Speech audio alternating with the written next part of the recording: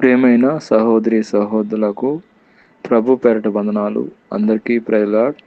ఈరోజు నేను ప్రత్యేకంగా వ్యవసాయం చేసే వాళ్ళ గురించి నేను ప్రారంభం చేస్తున్నాం.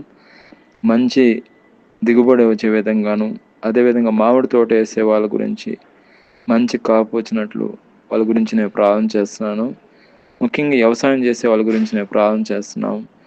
మంచి లాభాలు వచ్చే విధంగా దేవుడే కృప చూపించినట్లు నేను ప్రారంభం చేస్తున్నాను. దయచేసి ఏకీభవించండి. ప్రియమైన మా పరలోక తండ్రి, యేసుక్రీస్తు ప్రభు పరిశుద్ధ నామమును బట్టి మీ సన్నిధికి వస్తున్నాం దేవా. ఈ రాత్రి సమయంలో ఎక్కడైతే ఇద్దరు ముగ్గురు మీ నామంలో కూడి ప్రార్థన చేస్తారో అక్కడ మీరు ఉంటానా దేవా. మీకు స్తోత్రం నాయన. ముఖ్యంగా వ్యవసాయం చేసే వాళ్ళ గురించి నేను భారంతో ప్రార్థన చేస్తున్నాం. వ్యవసాయాన్ని మీరు జ్ఞాపకం చేసుకోండి నేను. ప్రతి ఒక్కరిని వ్యవసాయం చేసే కూలీల్ని, వ్యవసాయం చేసే అయ్యా ప్రతి ఒక్కరిని మీరు బ్లెస్ చేయండి. వాళ్ళ పొలాలను మీరు దీవించండి. వాళ్ళ పొలాలు మీరు ఆశ్రయించండి. మంచిగా కాపు కాసే కృపను దయచేయండి ఆయన.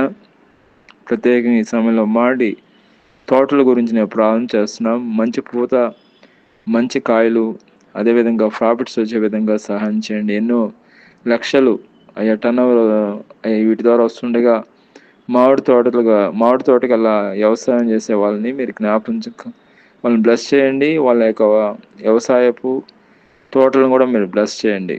అదేవిధంగా ఈ సమయంలో ప్రత్యేకంగా నాయన ఎవరైతే ఏకీభవిస్తున్నారో వాళ్ళందరినీ పేరు అంతా ఆశ్రయించి దీవించమని, కాపాడమని ప్రభు యేసుక్రీస్తు పరిశుద్ధ నామములో ప్రార్థన చేస్తున్నాం తండ్రి.